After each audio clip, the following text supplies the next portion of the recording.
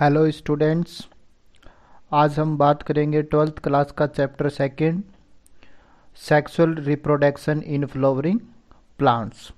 कि जो भी फ्लावरिंग प्लांट्स होते हैं उनके अंदर सेक्सुअल जो रिप्रोडक्शन है वो किस तरीके से होता है उसके बारे में हम आज बात करेंगे।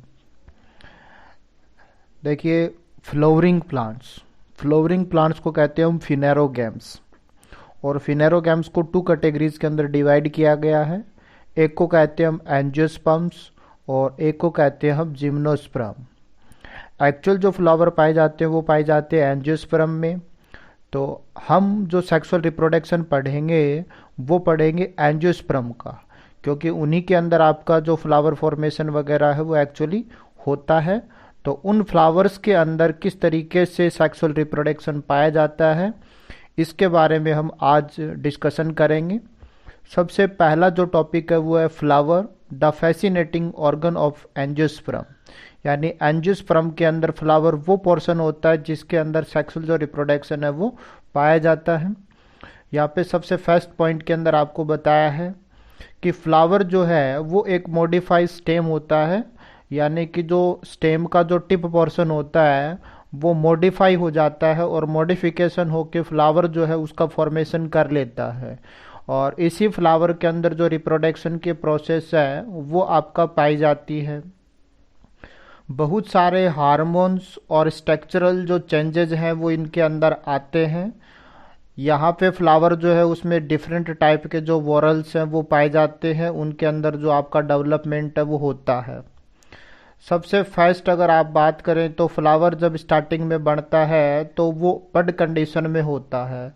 और बड के अंदर इंटरनल जो रिप्रोडक्टिव पार्ट्स होते हैं वो प्रोटेक्शन की कंडीशन के अंदर पाए जाते हैं।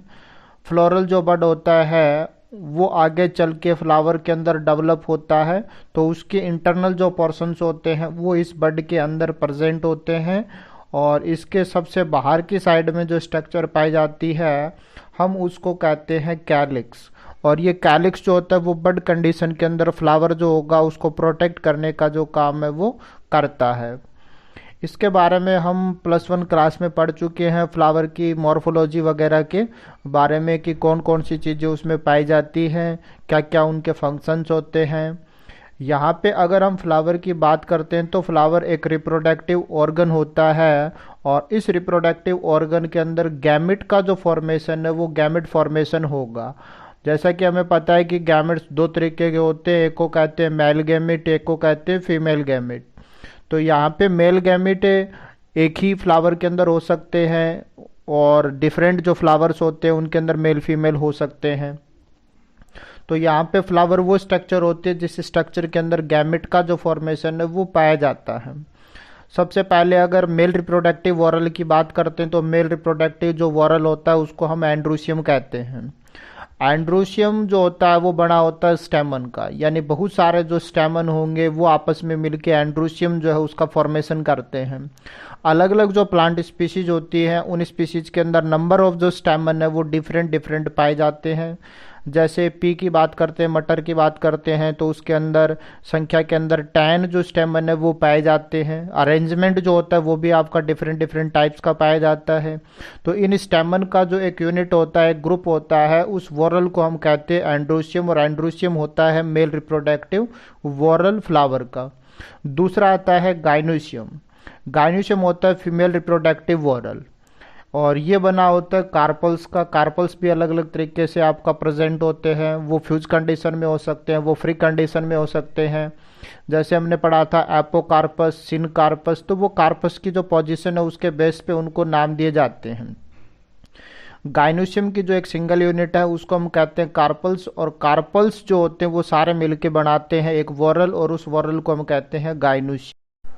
आइए हम एक बार फिर से थोड़ा सा पढ़ लेते हैं फ्लावर के जो पोर्शन होते हैं उनके बारे में। जब हम एलस निकालते हैं किसी भी फ्लावर की तो उसमें जो डायग्राम में जो पोर्शंस आपको दिखा रखे हैं ये सारी जो चीज़ें वो हमको दिखाई देती हैं। सबसे नीचे का जो पोर्शन होता है उसको हम कहते हैं पेडिकल या पेडिंसिल।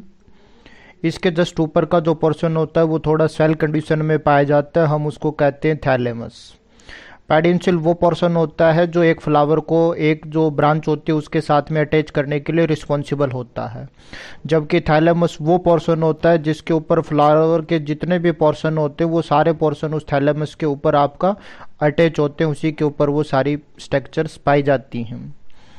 अब सबसे पहले हम इस अगर फ्लावर को पोर्शंस को डिवाइड करें तो हम उसको दो कैटेगरीज में डिवाइड करते हैं, एक को कहते हैं वेजिटेटिव पार्ट और एक को कहते हैं रिप्रोडक्टिव पार्ट।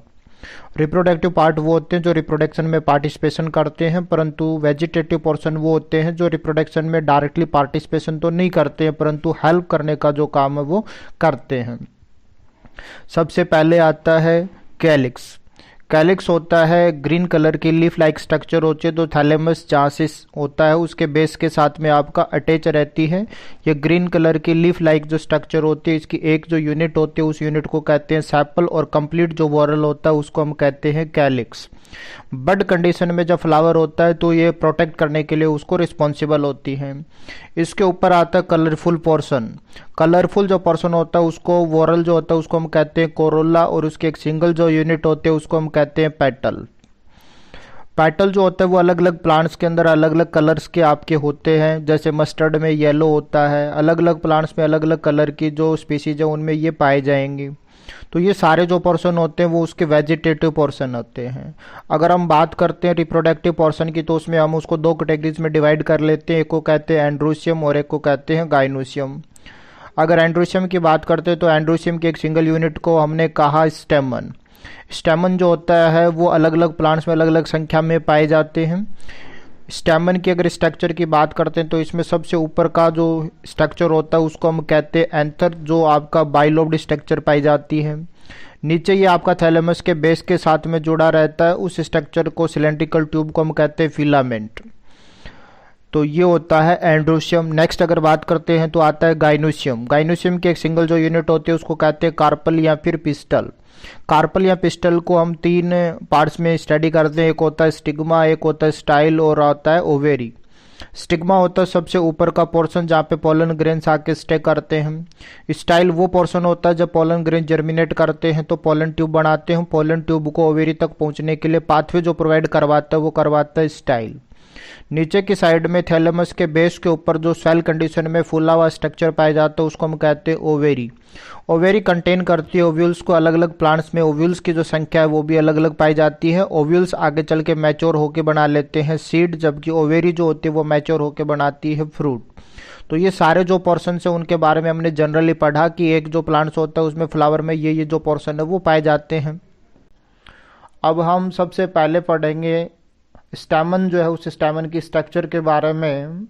एक जो स्टैमन होता है वो मेल रिप्रोडक्टिव यूनिट होती है एंजियोस्पर्म के अंदर, यानी जो भी एंजियोस्पर्म प्लांट्स होते हैं उन प्लांट्स के अंदर फ्लावर के अंदर जो स्टैमन पाया जाता है वो स्टैमन के अंदर जो मेल गैमेट्स है वो बनते हैं। तो ये आपका मेल रिप्रोडक्टिव यूनिट्स होती है जो आपका गैमेट बनाने के लिए रिस्पॉन्सिबल होती है।